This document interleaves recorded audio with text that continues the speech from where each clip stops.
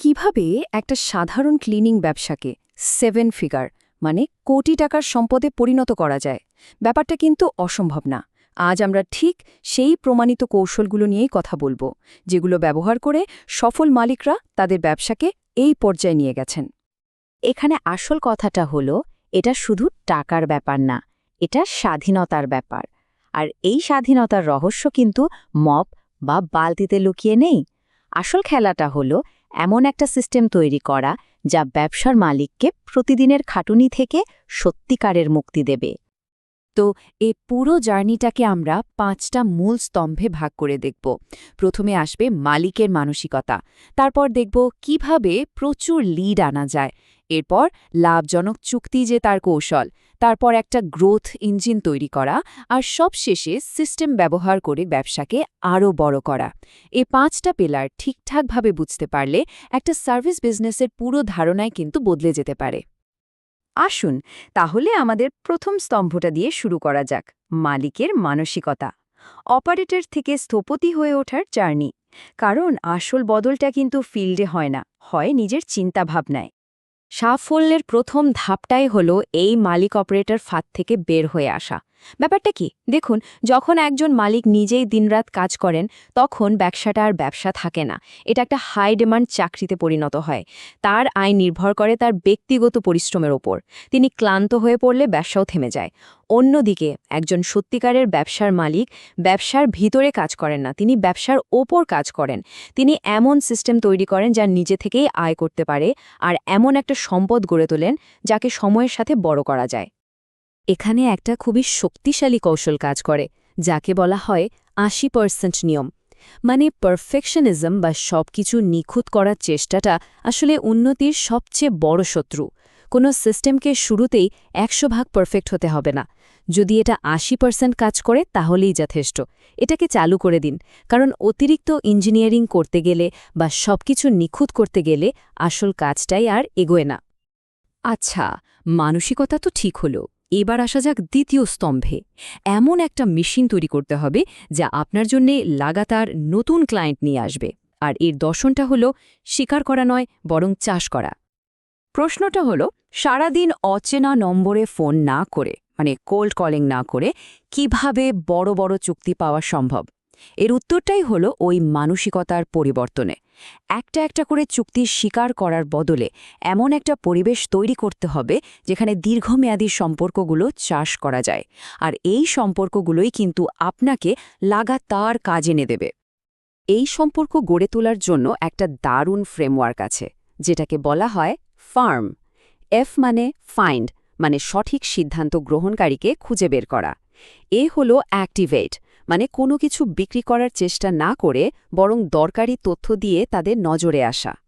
আর হলো রিলেট, মানে একটা সম্পর্ক তৈরি করা, যেমন লাঞ্চের অফার দেওয়া বা তাদের কোনো ছোট সমস্যার সমাধান করে দেওয়া। আর সবশেষে এম মানে মেনটেন, মানে অটোমেটেড ফলো আপের মাধ্যমে তাদের সাথে যোগাযোগ রাখা, যতক্ষণ না তারা আপনার সার্ভিস নিতে প্রস্তুত হয়। লিড জেনারেট করার জন্য কিন্তু অনেক রাস্তা আছে। কিছু আছে একদম বিনামূল্যে, যেমন গুগল বিজনেস প্রোফাইল অপটিমাইজ করা। এটাতে ফল আসতে একটু সময় লাগে, কয়েক সপ্তাহ লেগে যেতে পারে। আবার কিছু আছে বেশ দ্রুত, যেমন ম্যাস ইমেল ক্যাম্পেইন। খরচ কম, কিন্তু কয়েকদিনের মধ্যেই ফল পাওয়া যায়। আর যদি খুব দ্রুত ফল চান, তাহলে ডিজিটাল বিজ্ঞাপন তো আছেই, যদিও সেটা খরচটা একটু বেশি। একটা সফল ব্যবসা আসলে এই সবগুলো পদ্ধতির মধ্যে একটা দারুণ ভারসাম্য বজায় রাখে। ভাবতে পারেন, শুধু অটোমেটেড ইমেল ক্যাম্পেইন ব্যবহার করে কিছু ব্যবসার মালিক 1 মাসে $5 লাখ, মানে প্রায় 4.5 কোটি টাকার কোটেশন তৈরি করেছেন। এটা কিন্তু এই সিস্টেমের শক্তিটা দেখিয়ে দেয়। আর একটা মজার ব্যাপার কি জানেন, লিডের সবচেয়ে বড় কিছু উৎস প্রায়ই আমাদের চোখের সামনেই থাকে, কিন্তু আমরা খেয়াল করি না।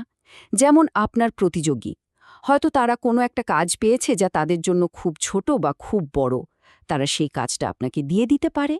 আবার ধরুন, যারা আপনার কাছে চাকরির ইন্টারভিউ দিতে আসে, তারা তাদের পুরানো বা বর্তমান কর্মক্ষেত্র সম্পর্কে এমন কিছু তথ্য দিতে পারে যা আপনার জন্য একটা দারুণ লিড হতে পারে। বেশ, লিড তো এখন আসছে, এবার আমাদের তৃতীয় স্তম্ভের দিকে এগোতে হবে। আর সেটা হলো কিভাবে এই লিডগুলোকে লাভজনক দীর্ঘমেয়াদী চুক্তিতে পরিণত করা যায়। এখানে শুধু সার্ভিস বিক্রি করলে হবে না, ভ্যালিউ বা মূল্য বিক্রি করতে হবে। চুক্তি জেতার ক্ষেত্রে ১ নম্বর নিয়মটা কি জানেন? গতি। হ্যাঁ, স্পিড। যে কোম্পানি সবার আগে রেসপন্স করে আর কোটেশন জমা দেয়, বেশিরভাগ সময় তারাই কাজটা পায়। কারণ অন্য প্রতিযোগীরা যখন শুধু পরিদর্শনের জন্য অ্যাপয়েন্টমেন্ট ঠিক করছে, আপনি এর মধ্যেই আপনার পেশাদারিত্ব দেখিয়ে দিয়েছেন। শুধু একটা দাম বলে দেওয়ার বদলে আপনার অফারটাকে আকর্ষণীয় করে তুলতে হবে। একটা সাধারণ অফার কেমন হয়? এত বর্গফুটের জন্য এত টাকা, ব্যাস। কিন্তু একটা উন্নত অফার কি করে? প্রথমত, সে সার্ভিসটাকে একটা প্রোডাক্টে পরিণত করে, যেমন জিমের জন্য দ্য শাইনিং জিম প্রোগ্রাম। দ্বিতীয়ত, একটা বিশেষ বোনাস দেয়, যেমন কাজের শুরুতে একটা ফ্রি রিসেট ক্লিন। আর তৃতীয়ত, একটা ঝুঁকিমুক্ত গ্যারেন্টি দেয়, আপনি 100% সন্তুষ্ট না হলে আমরা আবার কাজ করে দেব। এতে ক্লায়েন্টের আর না বলার জায়গা থাকে না। আর দাম নির্ধারণের ক্ষেত্রে সবচেয়ে বড় ভুলটা হলো বর্গফুট হিসেবে দাম বলা। লাভজনকতার আসল চাবিকাঠি হল সময় অনুযায়ী মূল্য নির্ধারণ করা। মানে কাজটা ভালোভাবে করতে ঠিক কত ঘন্টা সময় লাগবে সেটার উপর ভিত্তি করে দাম ঠিক করতে হবে। এখানে একটা সহজ সূত্র ব্যবহার করা যেতে পারে, যা আপনার লাভ নিশ্চিত করবে। এখন যখন অনেকগুলো চুক্তি হাতে, তখন নতুন একটা চ্যালেঞ্জ সামনে আসে। কিভাবে এতগুলো ক্লায়েন্টকে একই রকম হাই কোয়ালিটি সার্ভিস দেওয়া যায়? এখানে আমাদের চতুর্থ স্তম্ভের প্রয়োজন, একটা শক্তিশালী গ্রোথ ইঞ্জিন তৈরি করা, যা মানুষ এবং প্রক্রিয়া এই দুটো জিনিস দিয়ে চলে। এই গ্রোথ ইঞ্জিনটা মূলত ৩টে সিস্টেমের ওপর দাঁড়িয়ে থাকে। প্রথমটা হলো প্রোডাকশন সিস্টেম, মানে কাজের মান ঠিক রাখার জন্য চেকলিস্ট আর জবাবদিহিতার ব্যবস্থা। দ্বিতীয়টা হলো অনবোর্ডিং সিস্টেম, মানে নতুন কর্মী বা নতুন ক্লায়েন্ট এলে তাদের জন্য একটা সহজ ও মসৃণ প্রক্রিয়া। আর তৃতীয়টা হলো সাপোর্ট সিস্টেম, যা নিয়োগ, সময়সূচি ঠিক করা এবং অন্যান্য অপারেশনাল কাজের জন্য সবসময় চালু থাকে। সফল মালিকদের একটা খুব গুরুত্বপূর্ণ দর্শন হল, তারা শুধু আজকের জন্য ব্যবসা করেন না, তারা ভবিষ্যতের জন্য প্রস্তুতি নেন। এর মানে কি? এর মানে হল ক্রমাগত লোক নিয়োগ করা। কাজ থাকুক বা না থাকুক, ইন্টারভিউ প্রক্রিয়া সবসময় চালু রাখা উচিত, কারণ আপনাকে টিম তৈরি করতে হবে সেই ভবিষ্যতের জন্য, যখন আপনার ব্যবসা আরও বড় হবে, শুধু আজকের প্রয়োজনের জন্য নয়। আর সবশেষে আমরা পৌঁছে গেছি আমাদের পঞ্চম স্তম্ভে, ব্যবসাকে বড় করা বা স্কেল করা। তবে এটা করতে হবে বুদ্ধিমত্তার সাথে।